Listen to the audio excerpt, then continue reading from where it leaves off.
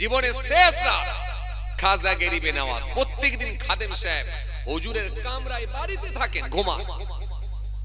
শেষ রাত, জীবনের শেষ রাত খাদেমকে ডেকে বলেন, বাবা খাদেম আজকে আর আমার কাছে থাকতে হবে না, বাবা বাইরে চলে যাও। হে তরুণিয়া নওজোয়ান জামাকেরা, হে আমার মুরব্বির বাবার আশ্রয়ে দিকে গভীর রাত হয়ে গেল। হুজুর আমার খাদেমকে ডাকলেন না। খাদেম সাহেব মনে মনে ভাবলেন, হুজুর তো আমাকে কোনোদিন বার করে দেন না। প্রত্যেক দিন তো আমি হুজুরের বাড়িতেই থাকি, হুজুরের কামরার মধ্যেই থাকি, হুজুরের মধ্যেই থাকি। আজ কেন হুজুর আমাকে বাইরে বের করে দিলেন? হুজুর আমাকে ডাকছেন না, হুজুর আমাকে ডাকেন না, হুজুর আমাকে বাইরে কেন বের করে দিলেন? মনটা খারাপ।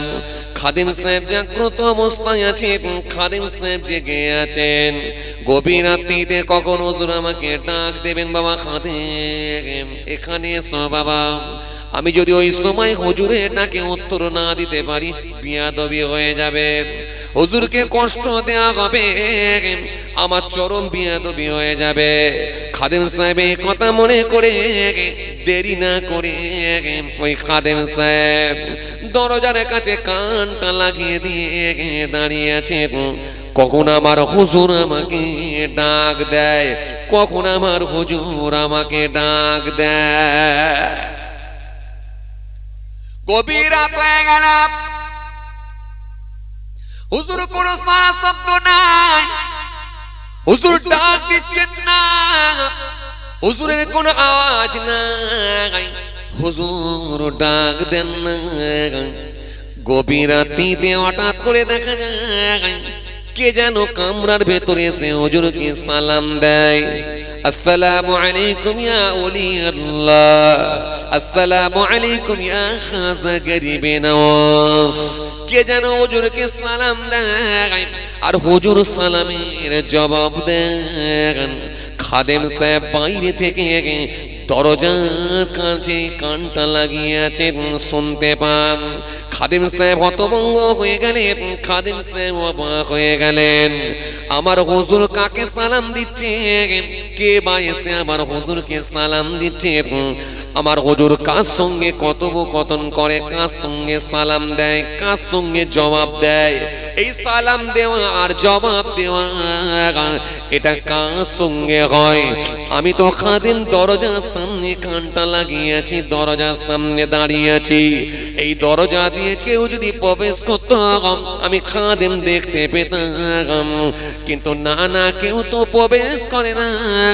কে সে আমার হুজুরকে সালাম দেয়, আমার হুজুরকে সালাম দেয়, আমি বুঝে উঠতে পারি না। কে সে সালাম দেয়? হ্যাঁ, চিন্তিত হয়ে পড়ে খাদেম সাহেব থাকতে না পেরে জানালার কাছে চলে যায়। জানালার কাছে গিয়ে কানটা লাগিয়েছে, সেখানেও গিয়ে শুনতে পান কে যেন এসে হুজুরকে সালাম দেয়। আসসালামু আলাইকুম ইয়া ওলি আল্লাহ। হুজুর আমার ওই সালামের জবাব দিয়ে দিলেন, ওয়া আলাইকুম আসসালাম বলে জবাব দিলেন। খাদেম সাহেব একটু চিন্তিত হয়ে পড়লেন, খাদেম সাহেব একটু হতভম্ব হয়ে পড়লেন, অবাক হয়ে গেলেন।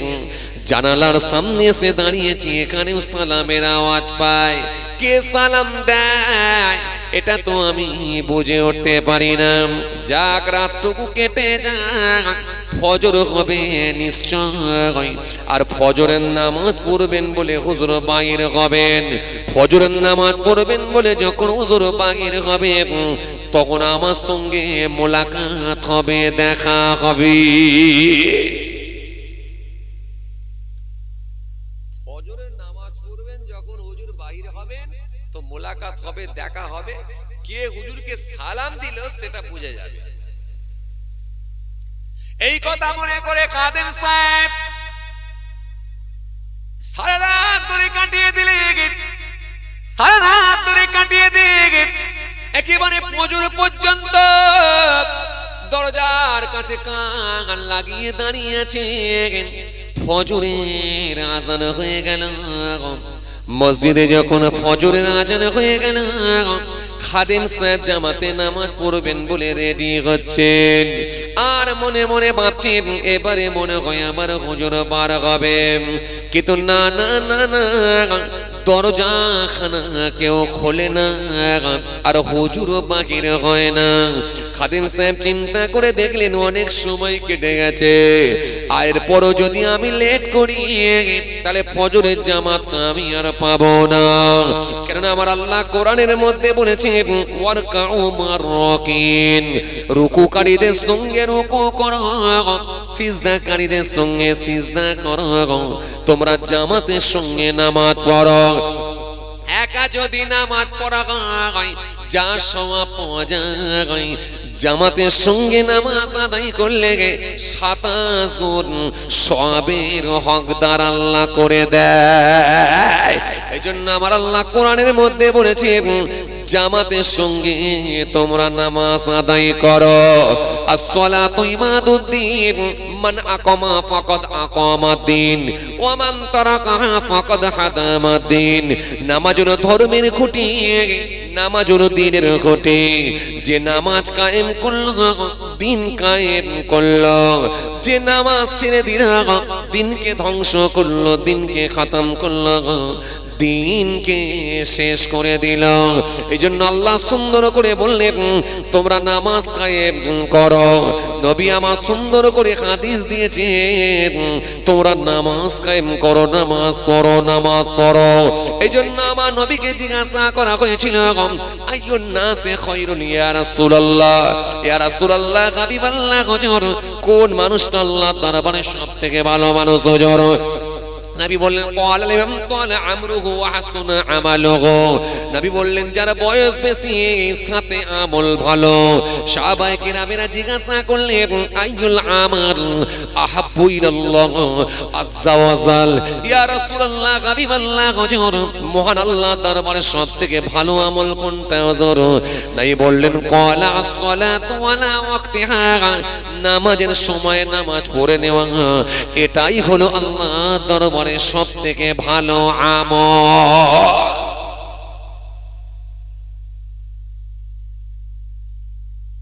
কথা কিছু বুঝতে পারছেন? এই কথা কিছু বুঝতে পারছেন? খাদেম সাহেব অপেক্ষা করছেন হুজুর বেরোবে, হুজুর বেরোবে, দেখা হবে, মুলাকাত হবে ইনশাআল্লাহ। আর কারা সালাম দিচ্ছিল ভিতরে দেখা হবে, কারা সালাম দিচ্ছিল দেখা হবে। ফজরটা হোক, দেখা যাবে। ফজরের আজান হয়ে গেল, খাদেম সাহেব দরজার কাছে কান লাগিয়ে দাঁড়িয়ে আছেন। এইবার মনে হয় হুজুর বার হবে, কিন্তু না না না না, ভিতরে কোনো আওয়াজ নাই, ভেতরে কোনো শব্দ নাই।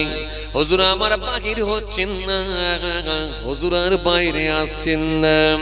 খাদেম সাহেবের মনটা বড় খারাপ হয়ে গেল। হাই রে হাই, আমার হুজুর কি আজকে জামাত পাবেন না নাকি? চিন্তায় পড়ে গেলেন। মনে মনে ভাবলেন আমি কেন শুধু আর দেরি না করে আমি অন্তত জামাতে নামাজটা পড়ে আসি। যেহেতু নামাজের টাইম হয়ে গেছে, ফিরে এসে দেখবো হুজুরের ঠোকা মারবো, গেট দিয়ে ঠোকা মেরে তুলবো। এই কথা মনে করে খাদেম সাহেব চোখ ভরা পানি নিয়ে, বুক ভরা বেদনা নিয়ে মসজিদের দিকে চলে গেলেন। মসজিদের দিকে গিয়ে খাদেম সাহেব ওই মসজিদে গিয়ে জামাতের সঙ্গে নামাজ পড়লেন। সুন্নাত নামাজ পড়ে নিলেন, ফরজ নামাজও পড়ে নিলেন জামাতের সঙ্গে। নামাজ পড়া হওয়ার পরে খাদেম সাহেব হাও হাও করে কাঁদতে লেগেছেন। মসজিদের মুসল্লিরা সেই সময় জিজ্ঞাসা করলো খাদেম সাহেব কাঁদেন কেন? খাদেম সাহেব সেই সময় বলেছিলেন প্রত্যেকদিন আমার হুজুর কামরার মধ্যে আমাকে রাখেন, আমি কামরার মধ্যে থাকি। আর আমার হুজুর প্রত্যেকদিন ফজরের সময় আমাকে ঘুম থেকে তোলেন। কিন্তু আজকে আমার হুজুর আমাকে বাহির করে দিয়েছেন, বাইরে করে দিয়েছেন। আমি বাইরে ছিলাম, কিন্তু ফজরের যখন আজান হয়ে গেছে আমি বেশ কয়েকবার দরজা ঠোকাঠুকি করলাম, আমার হুজুরের কোনো আওয়াজ পেলাম না। আমার হুজুর বাইরে বেরিয়ে এলেন না, আমার হুজুর কোনো উত্তর দিলেন না।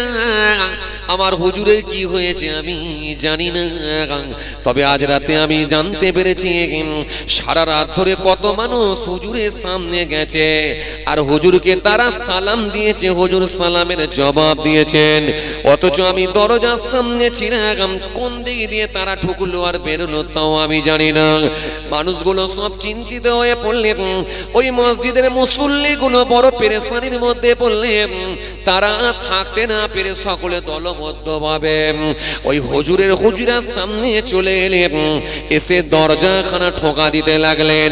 ও আল্লাহর ওলি উঠে পড়ুন, ও আল্লাহর ওলি উঠে পড়ুন, উঠে পড়ুন, উঠে পড়ুন। হুজুরের কোনো আওয়াজ নাই, হুজুরের কোনো শব্দ নাই। খাদেম সাহেব থাকতে না পেরে সঙ্গে মানুষগুলোকে নিয়ে দরজাখানা ঠোকা দিতে দিতে দরজাখানা ভেঙে ফেললেন। দরজাখানা যখন ভাঙা হয়ে গেল, দরজাখানা ভেঙে দিয়ে ভিতরে সবাই প্রবেশ করে দেখেন, হায় রে হায়, গোটা ঘরটা নূর আর নূর হয়ে গেছে, আলো আর আলো হয়ে গেছে, নূর আর নূর হয়ে গেছে। আর উত্তর দিকে পা, দক্ষিণ দিক, উত্তর দিকে মাথা, দক্ষিণ দিকে পা হয়ে গেছে। আর মুখটা কাবা বাইতুল্লাহ শরীফের দিকে হয়ে গেছে। আর কপালে সোনালী অক্ষরে লেখা হয়ে গেছে, হাজা হাবিবুল্লাহ মাতা ফি হুব্বিল্লাহ। ইনি হলেন আল্লাহর দোস্ত, ইনি হলেন আল্লাহর বন্ধু, আল্লাহর ভালোবাসায় ইন্তেকাল হয়ে গেছে। আরো জোরে বলেন, এই কপালে সোনালী অক্ষরে লেখা হয়ে গেছে, গোটা ঘরটা নূর আর নূর হয়ে গেছে, গোটা ঘরটা আলো আর আলো হয়ে গেছে, নূর আর নূর হয়ে গেছে। ও বাবাজি আমার ভাইরা, মুসল্লিরা কান্না শুরু করে দিয়েছে, খাদেম সাহেব কানতে লেগেছে। আমার হুজুর এই জন্যই আমাকে বাহির করে দিলেন। গোটা ঘরটা আলো আর আলো হয়ে গেছে, মুশকি আম্বারের গোটা ঘরটা খুশবু ছড়িয়ে গেছে।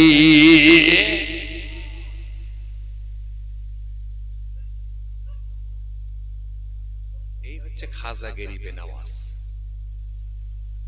চেষ্টা করেও কিন্তু খাজা সাহেবের সঙ্গে পারেনি।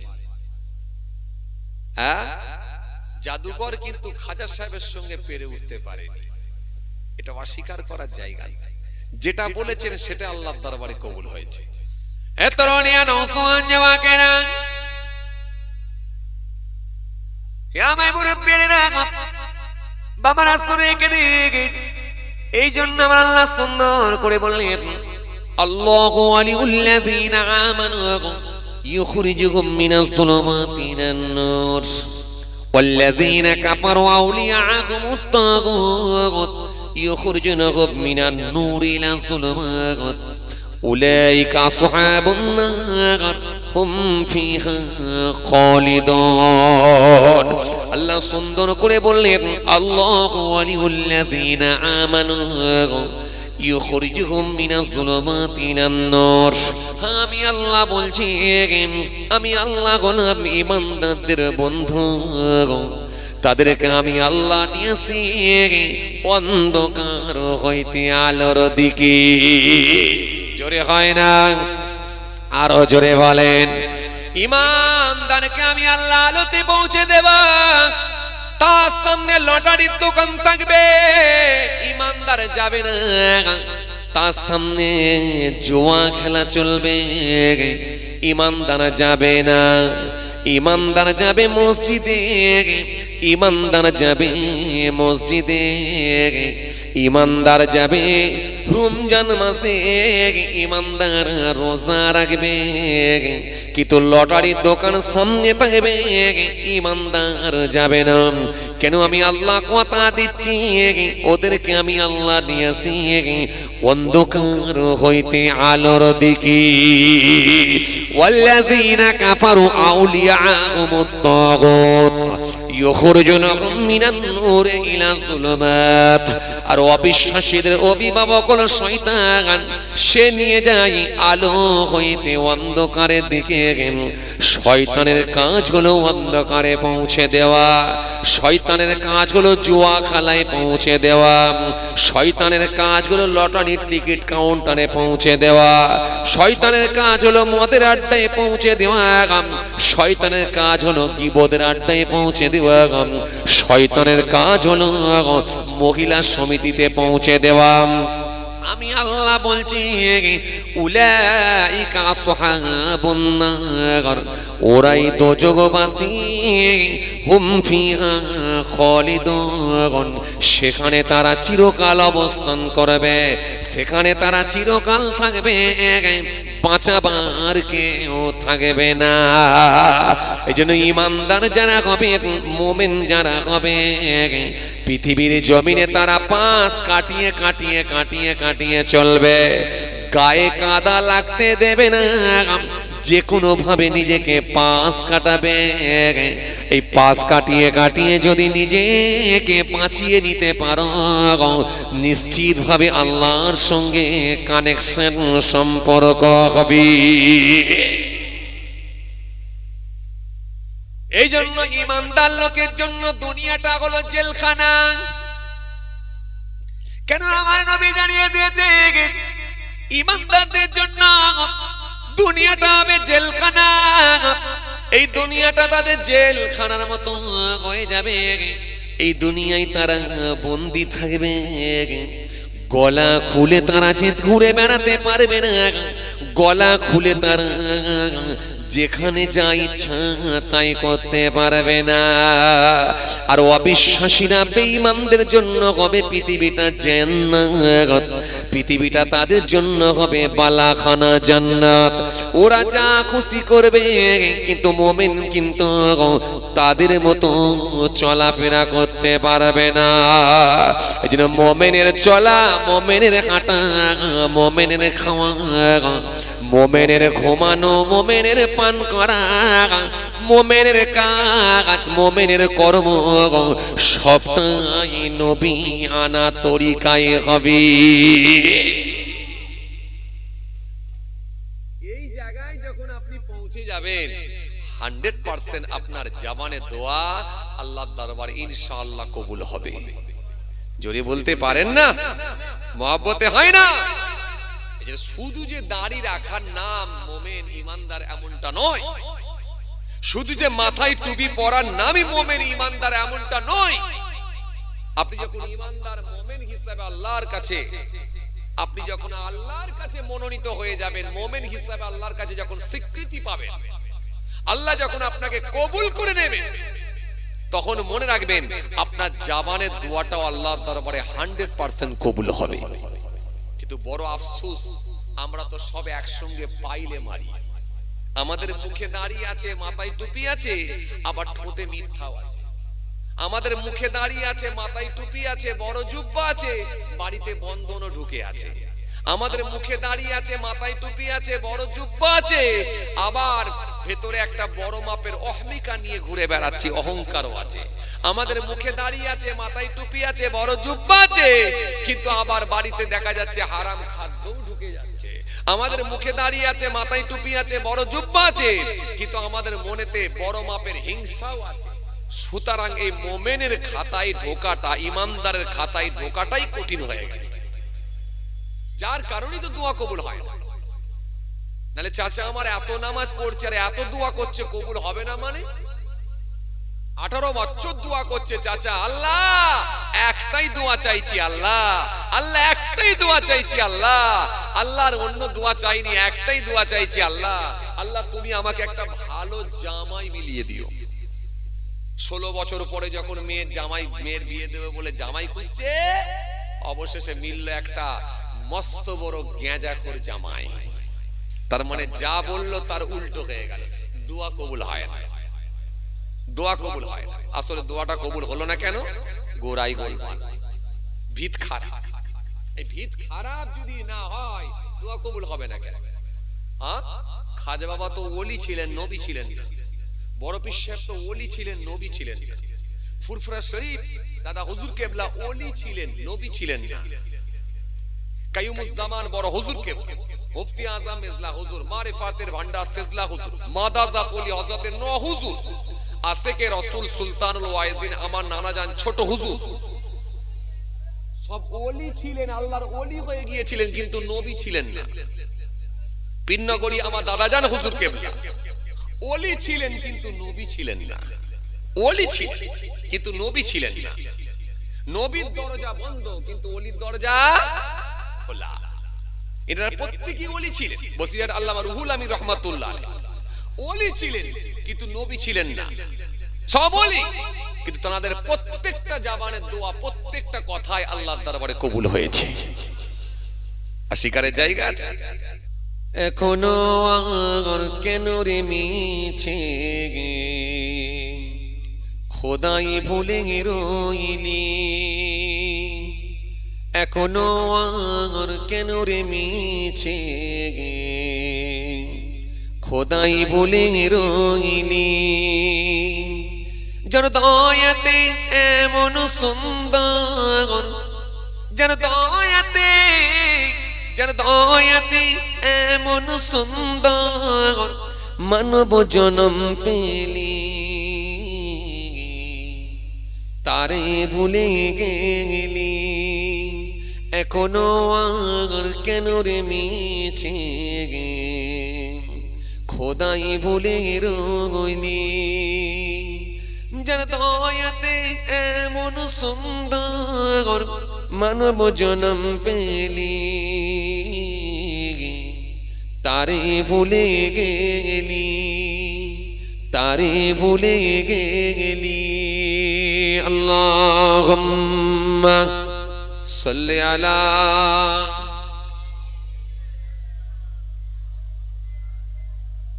ওয়ালা আলি সাইয়্যিদিনা।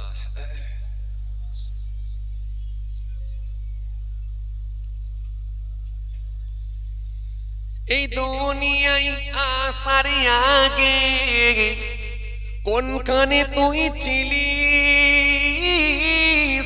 কি ওয়াদা করিয়া খোদাই সাদের দুনিয়ায় এলি,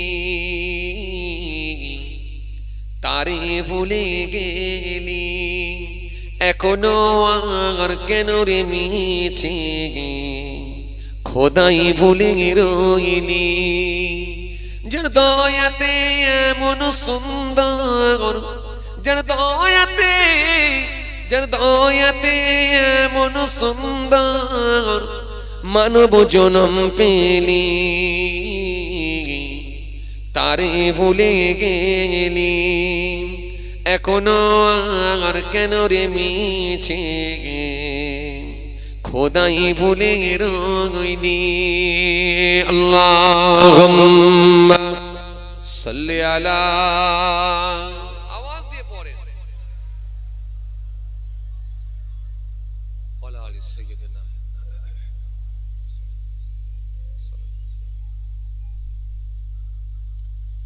ছেলে বউ আত্মীয় স্বজন পর যে সবাই হবে, মরণ সামন আসবে যখন কেউ না ফিরে রবে, তারে ভুলে গেলি। এখনো আর কেন রে মিছে খোদাই ভুলে রইলি। যার দয়াতে এমন সুন্দর, যার দয়াতে, যার দয়াতে এমন সুন্দর মানব জনম পেলি, তারে ভুলে গেলি, তারে ভুলে গেলি। এখনো আর কেন রে মিছে খোদাই ভুলে রইলি আল্লাহুম্মা সাল্লি আলা। এই জন্য 7টা কাজ এমন আছে যেগুলো মানুষের ভেতরে ঢুকে থাকলে তার জবানের দোয়া কবুল হয় না। তার মধ্যে 1 নম্বর হলো গীবতকারী, এর দোয়া কবুল হবে না। এর মারাত্মক অন্যায়। ঠিক কেমন জানেন? ট্যাঙ্কে আপনি পানি ভরেছেন কিন্তু ট্যাপের মুখ খুলে রেখেছেন। ওই ট্যাপের মুখ যদি খুলে রাখেন তাহলে ট্যাঙ্কের পানি কিন্তু থাকবে না, সব বেরিয়ে যাবে। আপনার ট্যাপের মুখ খোলা কিন্তু ট্যাঙ্কে পানি তুলছেন। ঠিক ঠিক ঠিক গীবত যদি আপনি করে থাকেন আপনার জবানের দোয়া কিন্তু আল্লাহর দরবারে কবুল হবে না। আপনি নামাজ রোজা দাড়ি টুপি সব থাকার পরেও কিন্তু আল্লাহর দরবারে আপনার জবানের দোয়াটা কবুল হবে না। এজন্য গীবতের হাত থেকে আল্লাহ আমাদের হেফাজত করেন। এজন্য এই পাপ কর্মগুলো থেকে বেঁচে থাকবেন।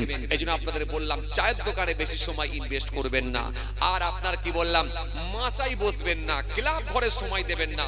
সময় যদি থাকে বাড়িতে সময় দেন, বাড়িতে থাকুন, নিজে বাড়িতে সময় কাটান, বিবি ছেলে মেয়ের কাছে সময় কাটান, নিজের মা বাবার কাছে সময় কাটান, আর নালে কাজের জায়গায় সময় কাটান।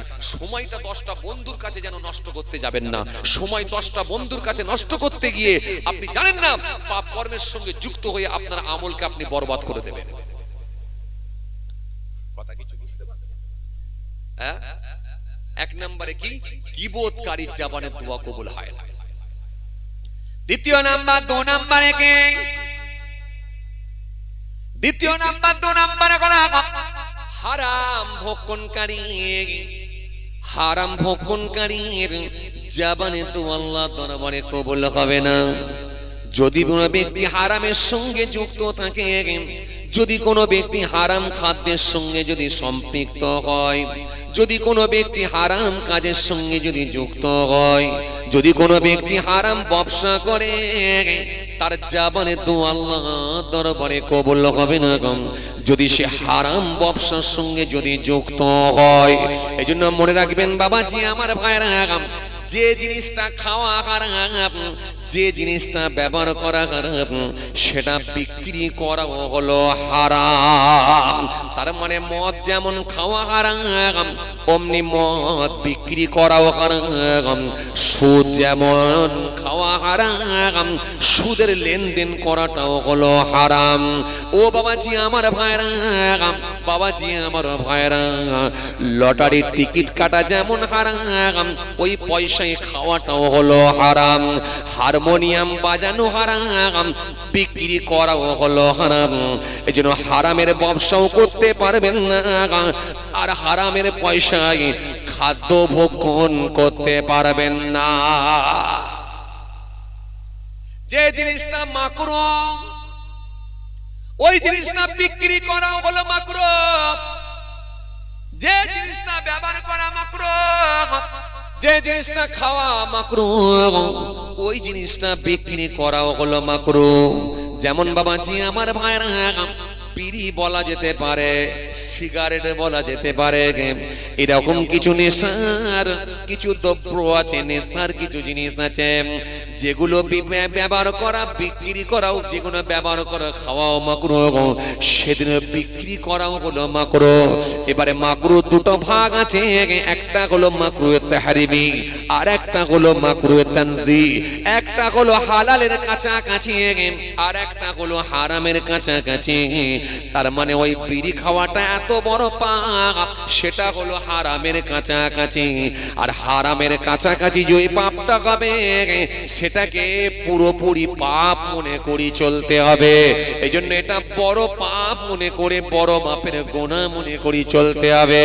এই জন্য বিড়ি যেমন খাওয়াটাও হলো মাকরুহ, এইটা যেমন মাকরুহ হলেও এটা যেমন হারামের কাছাকাছি, অমনি মনে রাখতে হবে বিড়িটা বিক্রি করাও হলো হারামের কাছাকাছি। শুধু মাকরুহ বলে ছেড়ে দিলে হবে না, এটাও হলো হারামের কাছাকাছি। এই জন্য কিছু এমন ব্যবসা আছে যে ব্যবসাগুলো থেকে বিরত থাকা হলো উত্তম। এরকম ব্যবসা যদি করে ওই রুজিতে বরকত হবে না, আর ওই ব্যবসা করে যদি হারাম খাদ্য ভিতরে চলে যায়, শরীরটা জান্নাতে যাবে না। কারণ নবী আমার সুন্দর করে জানিয়েছেন, ইয়াতি আলান নাসি জামান লা ইউবালুল মারউ মা আখাযা মিনহুম আমিনাল হালাল আমিনাল হারাম। নবী আমার সুন্দর করে বললেন অতি সত্তর মানুষের সম্মুখে এমন জামানা আসবে কেউ কারোর পরোয়া করবে না কি উপায়ে মাল লাভ করবে, হারাম উপায়ে না হালাল উপায়ে দেখা দেখি থাকবে না। খালি একটাই কথা, যে কোনো ভাবে বড় লোক হতে হবে, কথা ঠিক কিনা? নবী আমার সুন্দর করে বললেন লা ইয়াদখুলুল জান্নাতা লাহমুন নাবাতা মিনাশ শুতি ওয়া কুল্লু লাহবিন নাবাতা মিনাশ শুতি কানাতিন নারু আউলা বিহি। নবী আমার বললেন শোনো, সামান্য পরিমাণ হারাম খাদ্য যদি জেনে শুনে ভিতরে ঢুকে যায়, আমি নবী বলছি ওই শরীরটা জান্নাতে যাবে না, যাবে না, যাবে না।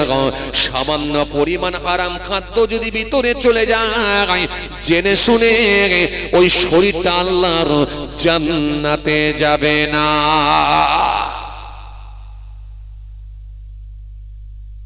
কথা কিছু বুঝতে পারছেন? হালাল ছাড়া হালাল ছাড়া হারামে কোনো বরকত নাই। হারামে কোনো বরকত হতে পারে না। আর হারাম খাদ্যের সঙ্গে যদি সরাসরি যুক্ত হন, আপনি যত নামাজ রোজা দাড়ি টুপি যাই করেন, আপনার দোয়া 100% আল্লাহর দরবারে কবুল হবে না। কথা কিছু বুঝতে পারছেন কি বলছি? এটা আমার ধর্ম ইসলাম, এটা ইসলাম আপনাকে শিখিয়েছে। ইসলাম আপনাকে শিখিয়েছে, জবাহ করার তরিকাও আপনাকে শিখিয়েছে ইসলাম। আপনি যেখানে সেখানে চিকেন খেতে পারবেন না, যেখানে সেখানে রোস্ট খেতে পারবেন না, চিকেন ভাজা খেতে পারবেন না। আপনাকে আগে দেখে নিতে হবে, দোকানদার বুঝতে হবে। শুধু নামধারী মুসলমান হলেও হবে না, তার কর্ম কেমন সেটা জানতে হবে। আপনি কি ভাবছেন আপনার জন্য সন্দেহ যেখানে এসে যাবে সেখানে মুরগির গোশতও খাওয়া যাবে না? এখন তো পৃথিবীতে ভয়ানক জায়গায় চলে গেছে, ভয়ঙ্কর। পাশ্চাত্য দেশের ঘটনাগুলো আমাদের চোখের সামনে যখন আসছে আমরা হতভম্ব হয়ে যাই। মানুষের কুকীর্তি দেখলে আমরা অবাক হয়ে যাই, হতভম্ব হয়ে যাই। মানুষ পারে কি করে? আপনাদের জানা যে এপিস্টিল যে ফাইল বের করেছে, এপিস্টিলের যে ফাইল প্রকাশিত হয়েছে, অবাক। সারা পৃথিবীর পপুলার ব্যক্তিগুলো, সারা পৃথিবীর প্রভাবশালী ব্যক্তিগুলো, সারা পৃথিবীর জমিনে যারা এই সভ্য সমাজে নিজেদেরকে সভ্য বলে মনে করেন, এই সমস্ত প্রভাবশালী ব্যক্তিগুলো তারা ওই কুকর্মের সঙ্গে যুক্ত। এপিস্টিল যে ফাইল বের করেছে আপনাদের জানা আছে, ফাইলে কম বেশি প্রায় 3000 পৃষ্ঠা। আপনি অবাক হয়ে যাবেন, হাই রে হাই। যেখানে ডোনাল্ড ট্রাম্পের নাম, যেখানে বিখ্যাত ফুটবলার মেসির নাম, যেখানে বড় বড় সেলিব্রিটিদের নাম, যেখানে আমার দেশের প্রধানমন্ত্রীর নাম পর্যন্ত পাওয়া গেছে। হাই রে হাই, অবাক। সমুদ্রের দ্বীপেতে তারা আনন্দ উপভোগ করার জন্য বিরাট তারা বাংলো তৈরি করে, সেই বাংলোতে গিয়ে তারা ফুর্তি করার জন্য ছোট ছোট মাসুম মাসুম বাচ্চাগুলোকে, 7 বছর 8 বছরের বাচ্চাগুলোকে তুলে নিয়ে গিয়ে তাদের উপরে পাশবিক অত্যাচার করে, তাদের উপরে শারীরিক নির্যাতন করে, তাদেরকে গরম তেলেতে ফেলে ছিকে তাদেরকে রোস্ট করে খেত। মানুষের মাংস মানুষ খেয়ে নিত। সভ্য সমাজে যখন এই কথাগুলো মানুষের কাছে এসে পৌঁছায়, মানুষের কাছে যখন এই কথাগুলো ভাইরাল হয়েছে, গায়ে লোম দাঁড়িয়ে যায়। হাই রে হাই, পারে কি করে, পারে কি করে মানুষ হয়ে মানুষের মাংস খেয়ে নেয়? অথচ তারা দেশের, তারা পৃথিবীর প্রভাবশালী প্রথম সারির মানুষ, তারা এই পৃথিবীর প্রথম সারির মানুষ, তারা গোটা পৃথিবীকে পরিচালনা করা, নেতৃত্ব দেওয়ার দায়িত্ব তারা পালন করে। গোটা পৃথিবীকে তারা পথ দেখায়, গোটা পৃথিবীকে তারা দিশা দেয়, সেই ব্যক্তিগুলো অবাক হয়ে যাবেন। ছোট্ট ছোট্ট মাসুম মাসুম বাচ্চাগুলোকে সমুদ্রের ওই দ্বীপেতে নিয়ে গিয়ে ওখানে তারা বিরাট বাংলো তৈরি করে সেই বাংলোর মধ্যে নিয়ে গিয়ে তারা তাদের উপর পাশবিক অত্যাচার করে, শারীরিক নির্যাতন করে, তাদের উপরে তাদেরকে রোস্ট করে, তাদেরকে মাংস তাদের ছিঁড়ে ছিঁড়ে খেত, তাদের রক্ত দেখতো, এগুলো তারা দেখে তারা ফুর্তি করত। তার মধ্যে আমার দেশের প্রধানমন্ত্রীর নাম যুক্ত। অবাক হয়ে যায়, হাই রে হাই। কিন্তু অবাক হয়ে যায় আমার দেশের বড় বড় মিডিয়া কিন্তু এই খবরগুলো করে না, এই খবরগুলো বড় বড় মিডিয়াগুলো করছে না। জি, বড় মিডিয়া এই খবরগুলো করে না, ছোট ছোট ইউটিউবারের মাধ্যম দিয়ে, ছোট ছোট মিডিয়ার মাধ্যম দিয়ে খবরগুলো ভাইরাল হয়ে গেছে। কিন্তু অবাক হয়ে যায়, খবর করবে কি করে? সেখানে তো ডোনাল্ড ট্রাম্পের নাম আছে।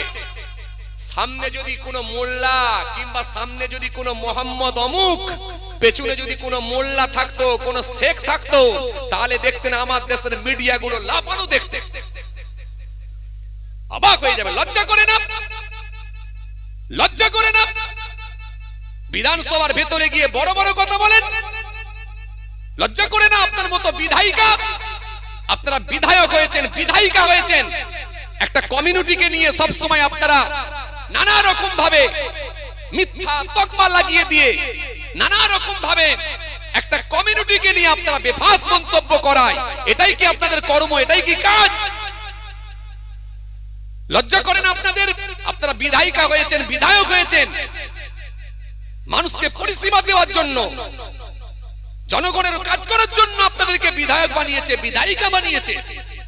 কিন্তু আপনারা এসে সেই বিধানসভার ভেতরে গিয়ে একটা কমিউনিটিকে চিহ্নিত করে, মুসলিম কমিউনিটিকে ইন্ডিকেট করে আপনারা বলছেন সব টেররিস্ট বানানো হচ্ছে, মাদ্রাসায় পড়লে জঙ্গি হয়, মাদ্রাসায় পড়লে আতঙ্কবাদী হয়। খুব ভালো লাগছে না বলতে? আফরাজুলকে যারা হত্যা করেছিল কোন মাদ্রাসায় পড়েছিল? তাবরেজ আনসারীকে যে হত্যা করেছিল কোন মাদ্রাসায় পড়েছিল? কোন মাদ্রাসায় পড়েছিল? বিহারের আপনার কি বলে আতিক আহমেদকে যে হত্যা করলো কাপড় ব্যবসায়ী, কোন মাদ্রাসায় পড়েছিল? কোন মাদ্রাসায় পড়েছিল? এরকম করে নাম বলতে গেলে তো কয়েক হাজার নাম বলা যাবে।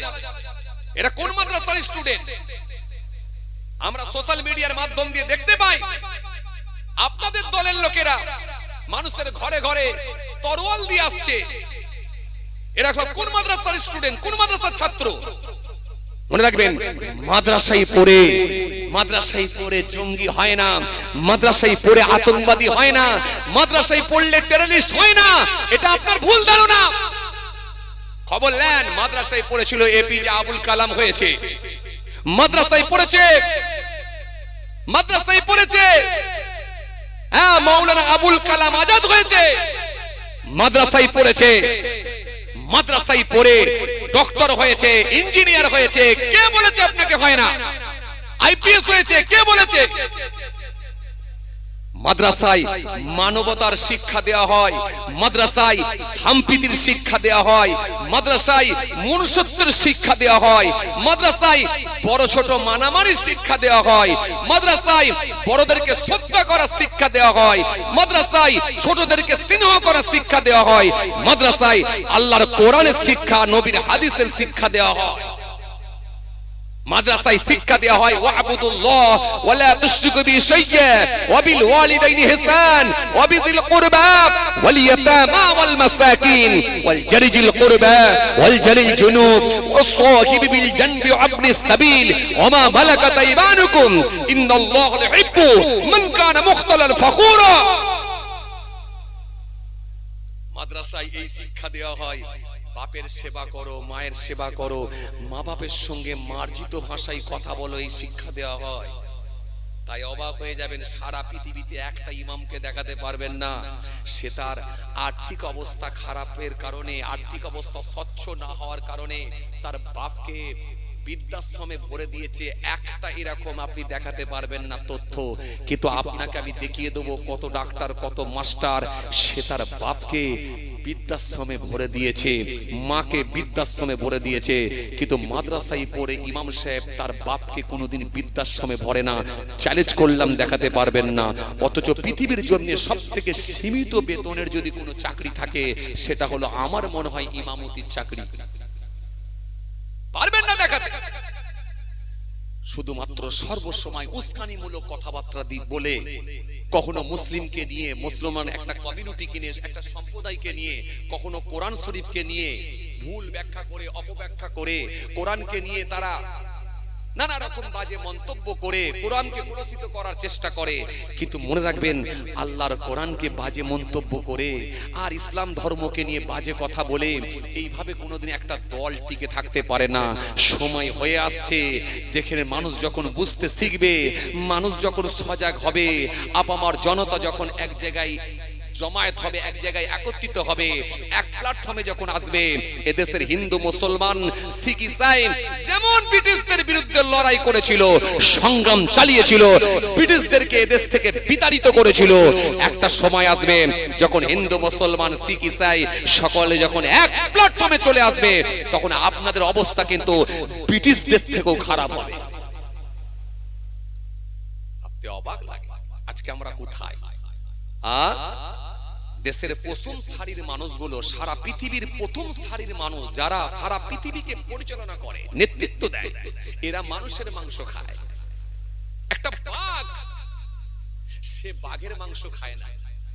একটা কুকুর, কুকুরের মাংস খায় না।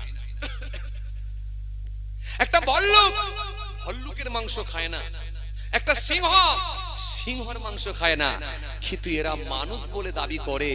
আবার গোটা পৃথিবীর এই সভ্য সমাজে নিজেদেরকে প্রথম সারির ব্যক্তি বলে মনে করে, তারা মানুষের মাংস খায়। ভাইরা আমার, বন্ধুরা আমার, সাথী মহব্বতের ভাইরা, সত্য কথা কোনোদিন চাপা থাকে না, সময়ের অপেক্ষা। সময় আসবে, নিশ্চয়ই ক্লাস হবে। চলেন, কি বলছিলাম? 7টা কাজ মানুষের ভেতরে ঢুকলে দোয়া কবুল হয় না। তার ভেতরে দ্বিতীয় নাম্বার চলছিল কি? হারাম খাদ্য ভক্ষণকারী দোয়া কবুল হবে না। 3 নম্বরে, তৃতীয় নম্বরে কি? তৃতীয় নম্বর হলো কৃপণতা।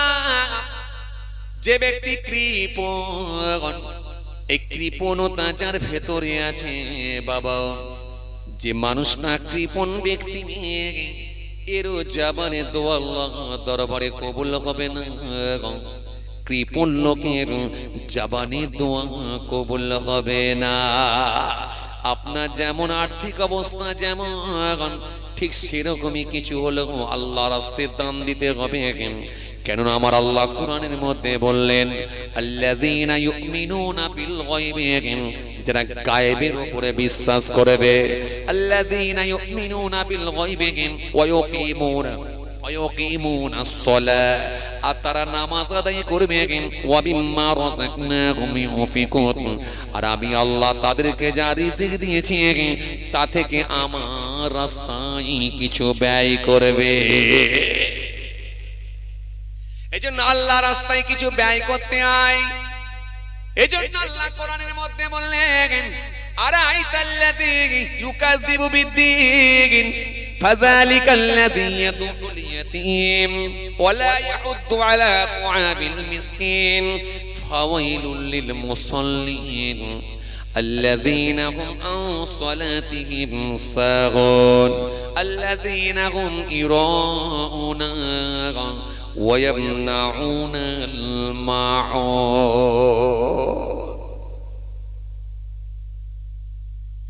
দ্বিতীয় নম্বরে কি? কৃপণ ব্যক্তি, এ দোয়া আল্লাহর দরবারে কবুল হবে না।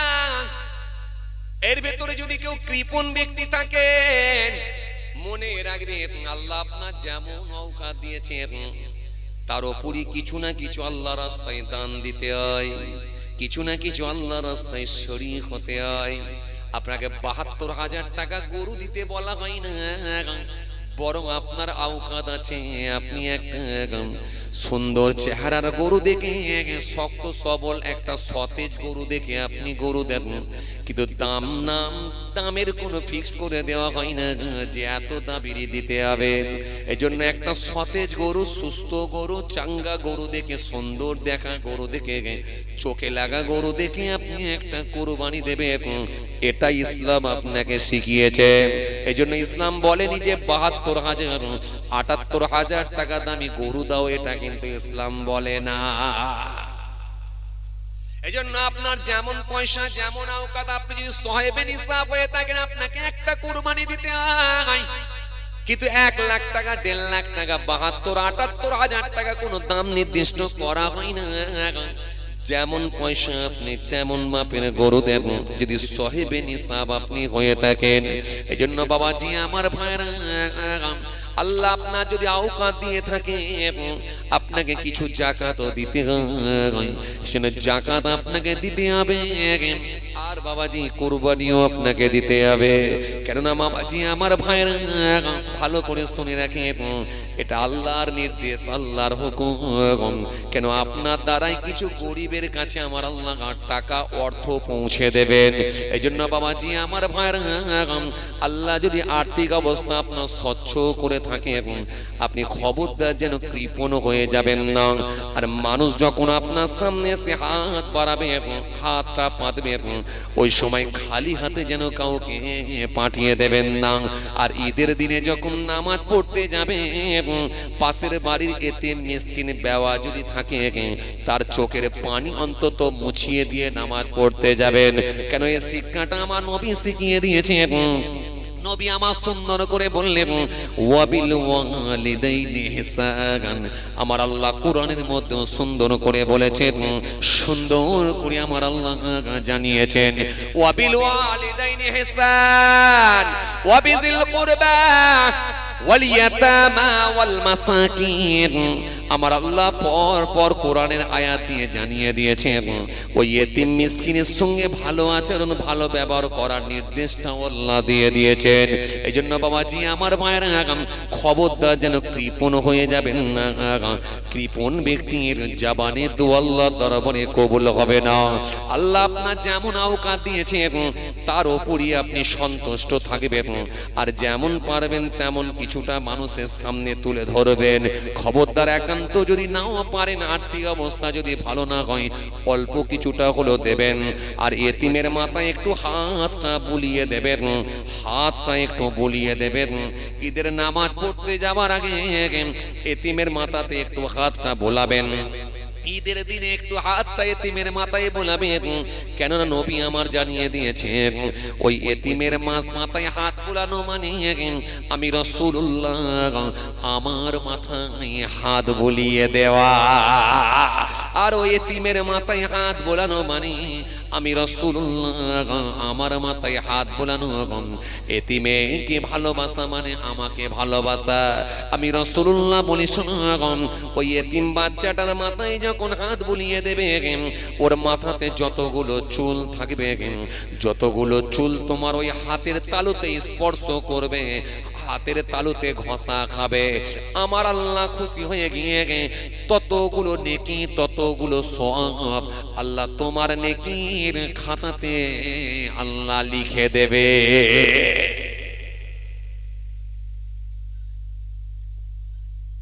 কথা কিছু বুঝতে পারছেন বাবাজি? বুঝে যাচ্ছে? ৩ নম্বরে কি ছিল? এতিম। চতুর্থ নম্বরে কি? চতুর্থ নম্বরে হলাম, ৪ নম্বরে হলাম, চতুর্থ নম্বরে হলাম ওয়াবিল ওয়ালিদাইনি ইহসান। চতুর্থ নম্বরে কি? ক্বালা বিরুল ওয়ালিদাইনি। এটা হলো চতুর্থ নাম্বার। নবী আমার সুন্দর করে বললেন, চতুর্থ নম্বরে হলো মা বাপের যদি কেউ অবাধ্য সন্তান হয়, তারও জবানে দোয়াটা আল্লাহ দরবারে কবুল হবে না। যদি কোনো ব্যক্তি মা বাপের অবাধ্য সন্তান হয়, তার জবানে দোয়াটা আল্লাহ দরবারে কবুল হবে না। আজকে বর্তমান সময়ে যদি একটু দেখেন, আমার মতো হুজুরকে বড় ভালোবাসে এমন কিছু যুবক আছে। আমার বাড়িতে গেলে মিষ্টির ঠোঙা নিয়ে যায়, বিস্কুটের ঠোঙা নিয়ে যায়, ফলের পলিথিনে করে ফল নিয়ে যায়। ভাইজান দোয়া করবেন, হুজুর দোয়া করবেন। ও মুসলমান শুনে রাখেন, অথচ যদি আপনি খবর নিয়ে দেখেন, তার মায়ের সঙ্গে লাল চোখ দেখিয়ে কথা বলে, বাপের সঙ্গে লাল চোখ দেখিয়ে কথা বলে। এই জন্য পৃথিবীর জমিনে মা বাপের সঙ্গে যারা খারাপ আচরণ করবে, বাপ মার যারা অবাধ্য সন্তান হবে, তাদের জাবানে দোয়াটা আল্লাহ দরবারে কবুল হবে না। সারা পৃথিবীর ওলিদেরকে বলবেন দোয়া করুন, সারা পৃথিবীর বক্তাদেরকে বলবেন দোয়া করুন, সারা পৃথিবীর হুজুরদেরকে বলবেন দোয়া করুন, দোয়া করুন।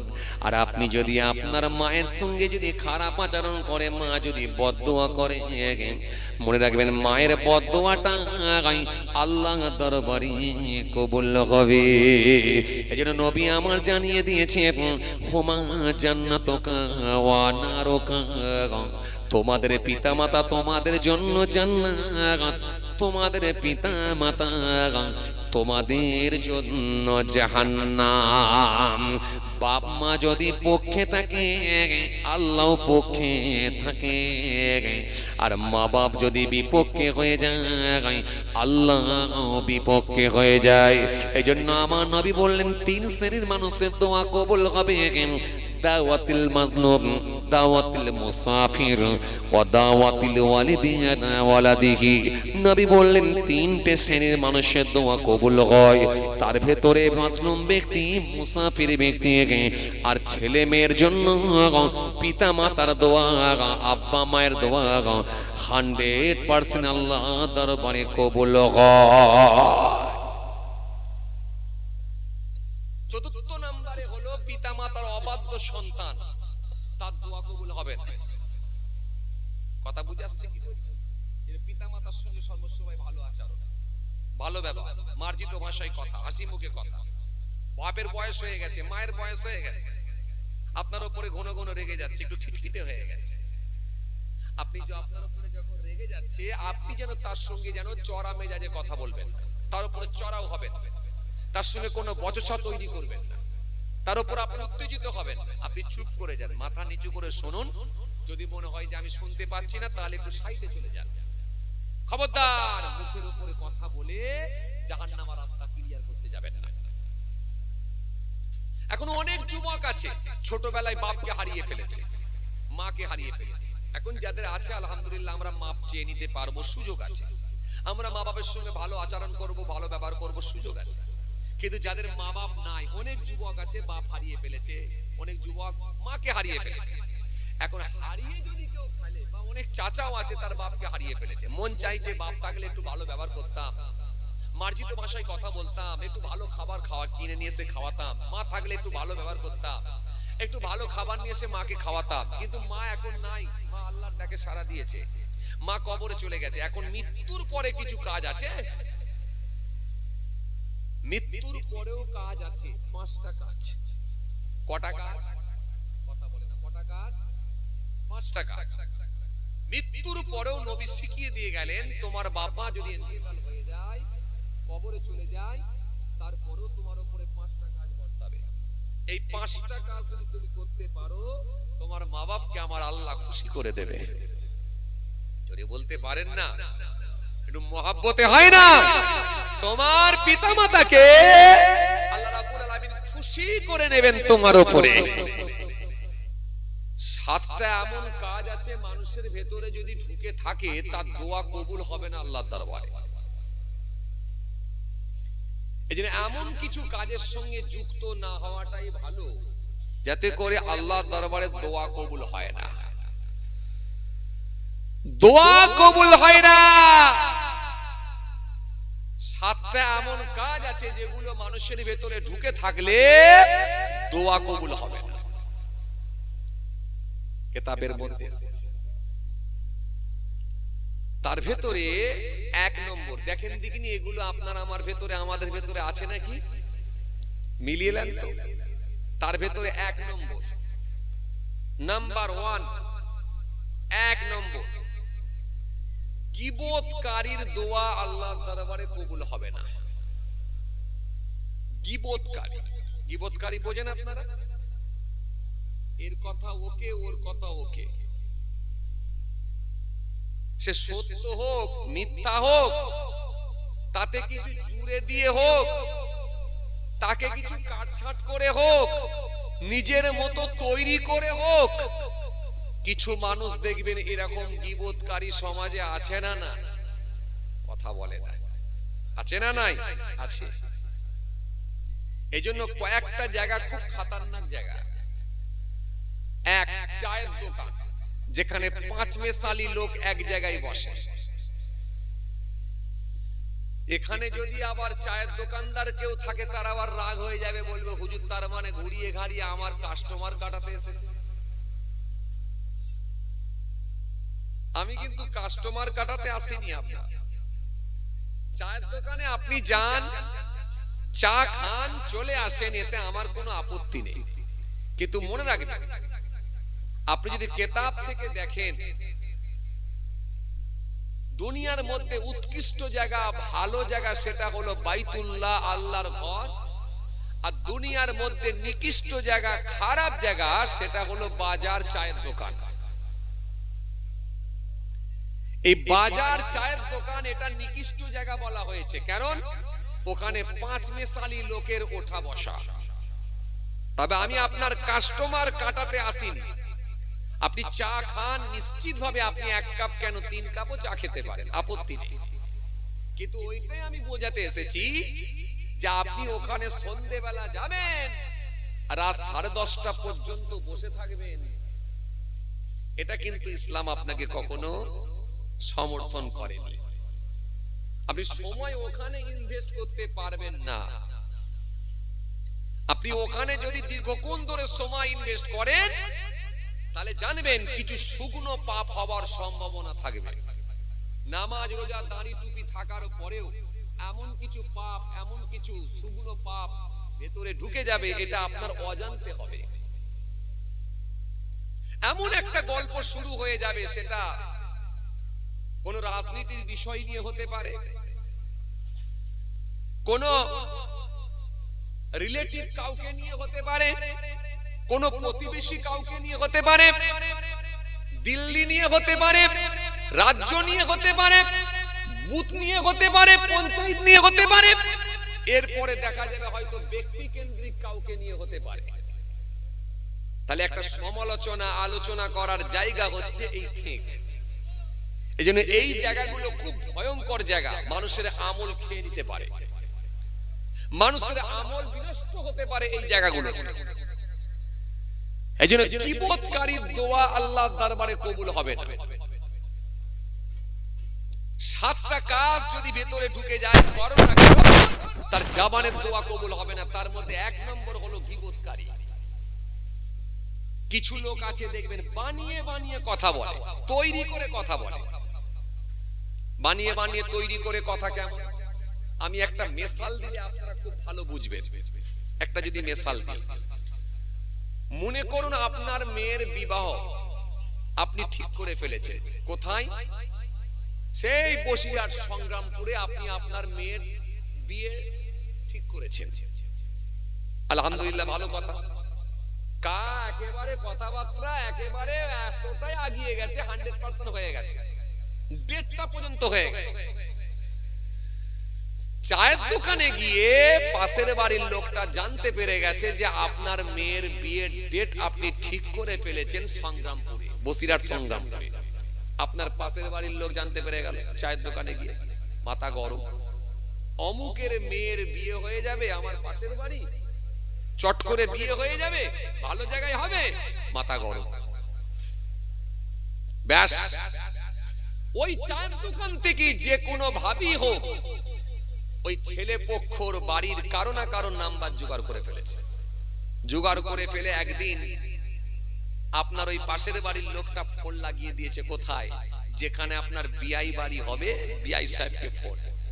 পাশের বাড়ির লোক, হ্যালো, আসসালামু আলাইকুম। ওয়া আলাইকুম আসসালাম। ভালো আছেন? আলহামদুলিল্লাহ ভালো আছি।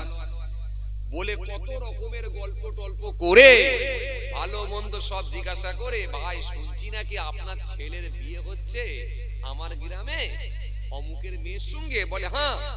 আপনি জানলেন কি করে? বলে আরে জানবো না, ওনার পাশেই তো আমার বাড়ি। মাশাআল্লাহ, তাহলে তো খুব ভালো জিনিস। বিয়ে শাদী হয়ে গেলে, কুটুমালা যখন হয়ে যাবে, মাশাআল্লাহ একটা আত্মীয় যখন হয়ে যাবে, তো গেলে তো দেখা সাক্ষাৎ হবে। বলে সে না হয় হবে, কিন্তু বড় মুশকিলের বিষয় হচ্ছে কি জানেন, মেয়েটা তো ভালো না। সে কি? আরে আর বলবেন না, ওই মেয়েটা যখন কলেতে পানি আনতে যেত না, মাথায় পর্যন্ত কাপড় দিত না। ওই মেয়েটার ডিস্টার্ব আছে, অনেক সমস্যা আছে, গালাগালি দিলে ব্রেক করে না। গালাগালি এত বেশি দেয়, গালাগালি দিলে সে ব্রেক পর্যন্ত করে না। আপনি কাকে বৌমা করছেন? ভুল করবেন, বিরাট ভুল করবেন। বলে এমন গুছিয়ে গুছিয়ে সুন্দর করে কায়দা কারণ করে বলে দিল, আপনার মাথাটা পুরো গরম হয়ে গেল। 3 দিন পরে যখন ওই মেয়ের বাপ যখন আপনাকে ফোন করছে, বিআই সাহেবকে ফোন করছে, ফোনটা পর্যন্ত রিসিভ করেননি। সমাজে এমন লোক আছে বাবাজি, লোকের ভালো দেখতে পারে না। দেখবেন খুঁজে খুঁজে যে কোনো ভাবে আপনাকে কি করে দোষারোপ করা যায়, আপনাকে কি করে হেয় প্রতিপন্ন করা যায়, আপনাকে কি করে নামানো যায়, আপনাকে কি করে নিচে বসিয়ে দেওয়া যায়, এই চেষ্টা, এই চক্রান্ত চালাবে কিছু মানুষ আছে। দেখবেন এজন্য নবী হাদিস দিয়েছেন, ক্বালা ইয়াকুম ওয়াযান্না ফাইন্না যান্না আকযাবুল হাদিস। তোমরা ধারণা করে আন্দাজে কথা বলো না, ধারণা করে আন্দাজে কথা বলাটাই হলো মিথ্যা। এইজন্য কিতাবের মধ্যে এসেছে গীবতকারী দোয়াটা আল্লাহর দরবারে কবুল হবে না। নাম্বার 1, আপনি পিছনে বললে এটা গীবত হয়, আর যদি বানিয়ে বানিয়ে নিজে তৈরি করে বলেন তাহলে এটা অপবাদ দেওয়া হয়। এই অপবাদ দেওয়া আর এই তৈরি করে বলা, এই গীবতকারীর দোয়া আল্লাহর দরবারে কবুল হবে না। ইয়া নবী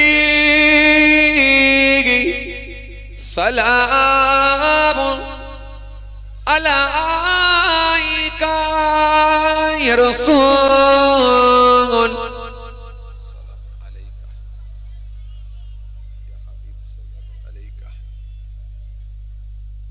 সালাওয়াতুল্লাহ আলাইকা।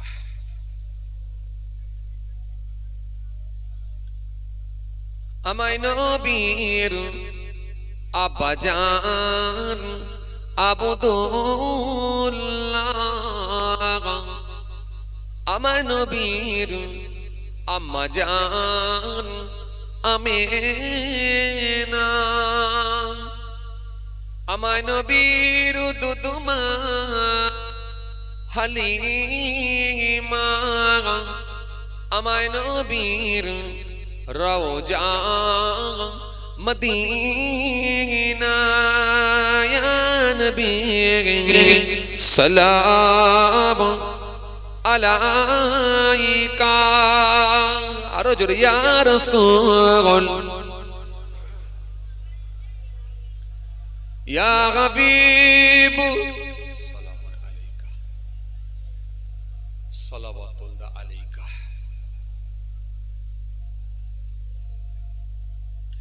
নবীজির আব্বাজান আবদুল্লাহ,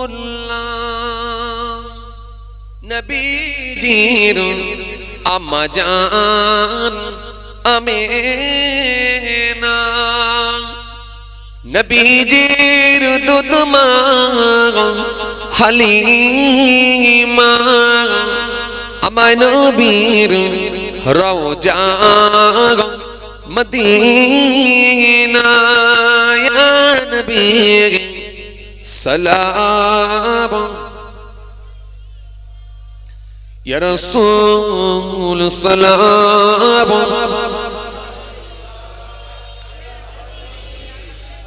মাওলানা সালাওয়াতুল্লাহ আলাইকা। आज है ईद मुबारक, आज है रोज़े मुसर्रत, आज है वक़्ते बिलादत, आज है मिला आदे हज़रात या नबी सलाम या रसूल सलाम या हबीब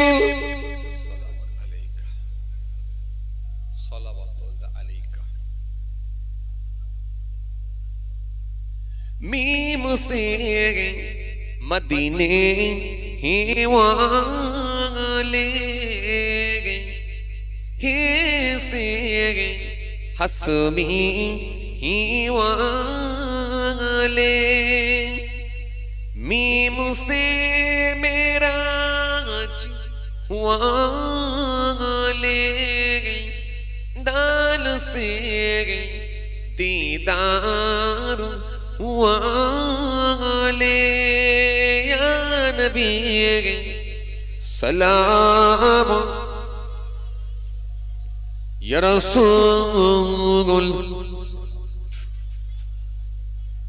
या हबीब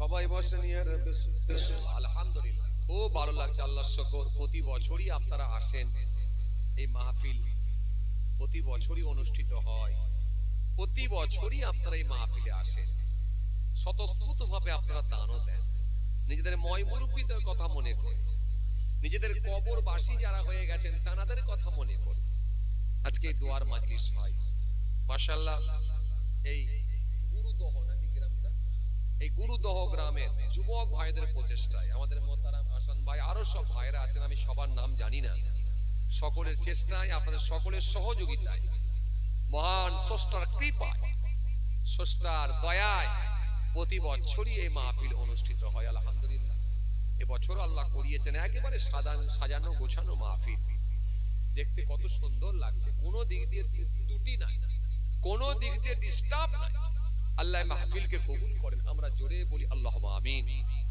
মাশাআল্লাহ আমাকে অত্যন্ত ভালোবাসেন আমাদের ভাইরা আমাদের মোহতারাম হাসান ভাই আরো সব ভাইরা আছেন সবার নাম আমি জানি না অত্যন্ত ভালোবাসেন মহব্বত করেন আমার দরবারে জলসাতেও জানি না ভাইরা জানে আমি বেশ ক বছর হবে আসছি অনেক বছর হয়ে গেল হিসাব নেই কিছু তাই না হিসাব টিসাব নেই জায়গায় জায়গায় এরকম চলছে সেদিন এক জায়গায় জলসায় গেলাম বলছি হুজুর 10 বছর চলছে এটা নিয়ে আলহামদুলিল্লাহ 10 বছর আসছি বলে হ্যাঁ আল্লাহর শুকর আপনাদের দোয়া কম বেশি প্রায় 17-18 বছর জলসা করছি আপনাদের দোয়ায় বয়স কম হলো কিন্তু আমার ওয়াজের লাইন অনেক দিন হয়ে গেল কথা বুঝতে পারছেন তখন ইউটিউব ছিল না সোশ্যাল মিডিয়া ছিল না লোকে টেপ রেকর্ড নিয়ে যেত টেপ রেকর্ড সেই পেন্সিল এই কি বলে বড় সে টর্চের ব্যাটারি ওই ব্যাটারি লাগিয়ে দিয়ে আর ফেতেওয়ালা ক্যাসেট বোঝেন আপনারা মনে আছে আপনাদের ফেতেওয়ালা ক্যাসেট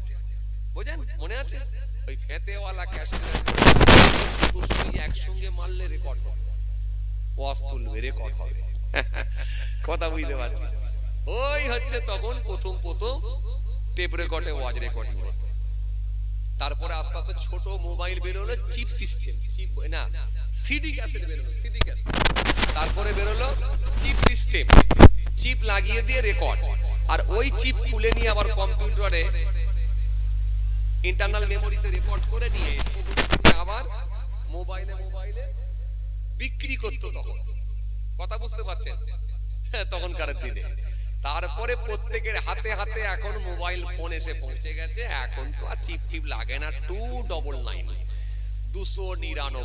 299 টাকা রিচার্জ করলে আপাতত 28 দিনের জন্য হুজুর পকেটে ও যত হুজুর আছে এপার বাংলা ওপার বাংলা সব হুজুর আপনার পকেটে লম্বা হুজুর খাটো হুজুর রোগা হুজুর মোটা হুজুর কালো হুজুর ফর্সা হুজুর সব হুজুর আপনার পকেটে আর কোনো চাপ নেই কোনো চাপ যে হুজুরকে এলাকায় ভিটেতে নিয়ে গেলে হয়তো 40,000-50,000 টাকা যাদের ভিজিট সেই হুজুরও আপনার পকেটে ঘুরে বেড়াচ্ছে খুললি হুজুর এসে হাজির এখন সেই সুযোগ হয়ে গেছে এই জন্য আজকের দিনে যে আর ওয়াজের অভাব সেই অভাবটা নাই সেটা পূরণ হয়ে গেছে আলহামদুলিল্লাহ সব আমাদের শোনা হয়ে গেছে মাশাআল্লাহ। তবু আমরা যাই, ভালোবাসায় যাই, মহব্বতে যাই, নবীর ভালোবাসায় আমরা যাই। জলসা মাহফিল গুলো জয় হয়, কিছু সময় অন্তত বাড়িতে থাকলে অ্যাটেন্ড করি আমরা, এই মাহফিলে গিয়ে আমরা বসি। কারণ আমরা জানি যতক্ষণ এখানে বসে থাকবো, যতক্ষণ আমরা এখানে দরুদ শরীফ 2-4 বার পড়বো, সুবহানাল্লাহ, আলহামদুলিল্লাহ, আল্লাহু আকবার বলবো, আমার মালিক রাজি হলে, খুশি হলে নিশ্চিত ভাবে আমাদেরকে সওয়াবের হকদার করবেন। কেন নবী বলেছে, মান সাল্লাল্লাহু আলাইহি ওয়াহিদান সাল্লাল্লাহু আলাইহি আশারা, যে ব্যক্তি আমার উপরে একবার দরুদ শরীফ পড়ে, আমার আল্লাহ তার উপরে 10টা করুণা, 10টা রহমত বর্ষণ করে থাকে। কথা বুঝে আসছে? এই জন্য আমরা এই মাহফিলগুলোতে যাই, সুযোগটাকে হাতছাড়া করি না। কথা বুঝে আসছে? আজকে আলহামদুলিল্লাহ এসেছেন অনেক মানুষের সমাগম, আল্লাহ মাহফিলকে কবুল করে। শীতের রাত, ঠান্ডার রাত, সবকিছু থেকে বিরত থেকে, শীতকে উপেক্ষা করে, বড় কষ্ট করে আপনারা এসেছেন, আল্লাহ মাহফিলকে কবুল করেন। আমরা জোরে বলি আল্লাহুম্মা আমিন। একবার মহব্বতের সঙ্গে উচ্চ আওয়াজে তাকবীর দেন, নারায়ে তাকবীর। আরো জোরে দেন, নারায়ে তাকবীর। আওয়াজ দেন, নারায়ে তাকবীর। নার দিবে, নারায়ে তাকবীর। সিলসিলা মুজাদ্দিদ জামাল, দাদা পীরের হক সিলসিলা, নারায়ে তাকবীর। মাশাআল্লাহ, শেষ করলাম। আল্লাহ নিয়ে এলে আবার কোনোদিন আলোচনা হবে ইনশাআল্লাহ। বাকিটা ইনশাআল্লাহ কোনোদিন কমপ্লিট করার চেষ্টা করব।